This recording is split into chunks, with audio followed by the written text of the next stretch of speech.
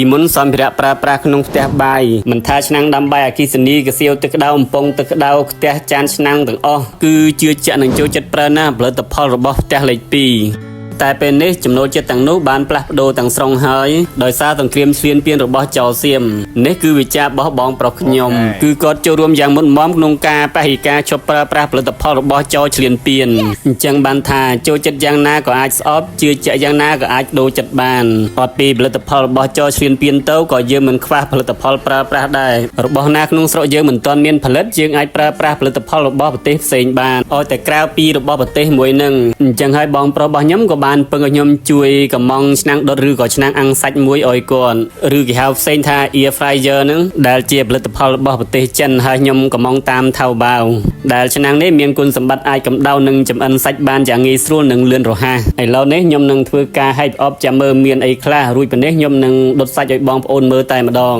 តែនអូនេះ brand name របស់គេម៉ាកកូនកាឈ្មោះនេះដូចខ្មែរមិនទេកូនកាហើយនៅក្នុងឆ្នាំងដុតរបស់គេនេះគេមានចានតូចហើយនឹងទំនប់អីត្រឹមត្រូវរបស់គេជាមួយសិភៅណែនាំការប្រើប្រាស់ហើយនឹងមេនុយមុខម្ហូបដែលឆ្នាំងនេះអាចធ្វើបានមើលមេនុយគេបន្តិចមើលចាំមើលធ្វើអីបានខ្លះធ្វើបានច្រើនមុខរបស់គេអាចអាំងឆ្អឹងជំនីអាំងសាច់មាន់ផ្លូវមាន់សាច់ចកាក់ហើយក៏អាចដុតនំដុតបន្លែពោតអីបានផងដែរហើយសម្រាប់តម្លៃខ្ញុំក៏មកគឺថ្លៃ$30បូកនឹងសេវាដឹកពីចិនដល់ខ្មែរ$12ទៀតអញ្ចឹងឆ្នាំងនេះអស់ចូល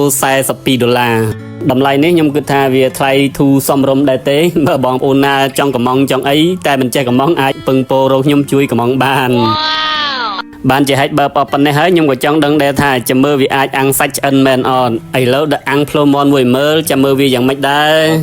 ហើយក្នុងការណែនាំរបស់គេអាំងសាច់ប៉ុណ្ណេះគឺគេឲ្យប្រើភ្លើងកម្ដៅ200អង្សាហើយនឹងរយៈពេល25នាទី25នាទីកន្លងផុតទៅគឺថាសាច់គឺអាំងឆ្អិនមែនងាយស្រួលនឹងលឿនរបស់គេមានវាមួយនៅក្នុងផ្ទះខ្ញុំក៏គិតថាស្រួលមួយយ៉ាងដែរ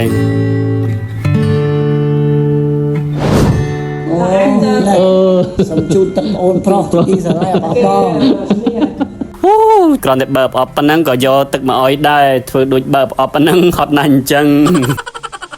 ទឹកចិត្តបងប្រុសពិតជាចិត្តបានណាគ្រាន់តែជួយកំងឲ្យប៉ុណ្ណឹងគាត់ចង់អរគុណបានរៀបចំសាច់អាំងឈុតធំទទួលតែម្ដងហើយមុននឹងគិតថាតមសាច់មួយរយៈព្រោះអីគីឡូវាចេះតែឡើងស្រើតពេកដល់ពេលឃើញបកាបកងសាច់គោសាច់ជ្រូកបន្លែស្រស់នៅនឹងមុខអញ្ចឹងទៅមាត់ដូចហាបកាច់លែងចេញណាមួយខ្លាយខូចទឹកចិត្តអ្នកទទួលផងក៏សម្រេចថាសុំមកពេលនេះទៀតសិនចោះចាំរួចពីនេះចាំកាត់បន្ថយវិញ